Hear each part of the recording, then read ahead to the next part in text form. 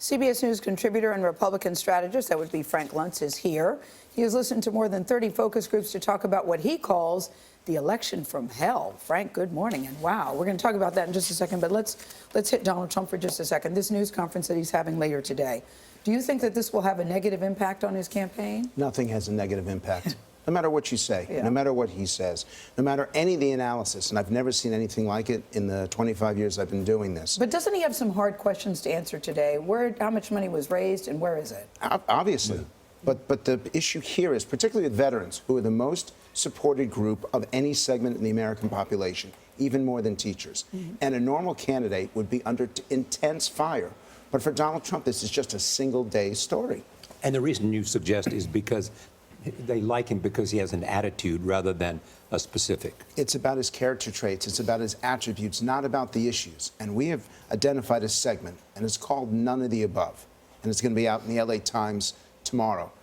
And it talks and it focuses on those people who do not like Hillary Clinton, who do not like Donald Trump, reject both individuals equally and very harshly, but they're definitely going to vote. We've never had a segment that is this high in the population. And by the way, they're not anti-political. They've got a 20-point favorability ratio for Bernie Sanders. It's just Hillary Clinton and Donald Trump they dislike intensely. And the number one attribute that they're looking for is trust and integrity. You think they will determine the outcome of this race? Absolutely. It's not soccer moms. It's not NASCAR dads. It's this 11%.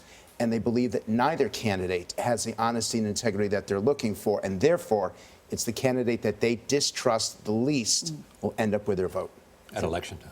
Is it too late for an independent candidate to get in? It's not too late. Mike Bloomberg could jump back in again, and I believe he would start with over 20% of the vote. If Bernie Sanders decided that he was mistreated by the Democratic Party, he would start with over 20% of the vote. This is not just an angry and frustrated election. I want to give you a specific word: betrayal. These are people who feel that Wall Street betrayed them economically, that Washington betrayed them politically, and they have no place to turn.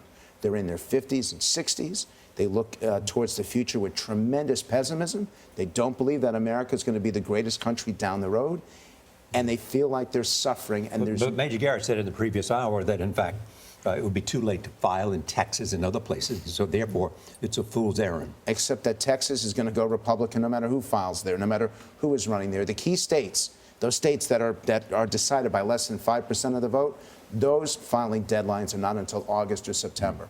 I want to make one more point. This negativity, this pessimism is so deep, and it concerns me because these two conventions, and we've talked about this on this show, I'm afraid of the violence that could happen outside the conventions. I'm afraid that people know... At both conventions? At both conventions. That people no longer know that line of where to stop, that they feel justified not just in voicing their opposition to the candidates, but doing so physically and even violently. Just one quick yes or no. It's 15% in the polls that get you into the debates. That's correct. Okay. Thanks, Frank. All right. Thank you, Frank. Always good to see you. Thanks.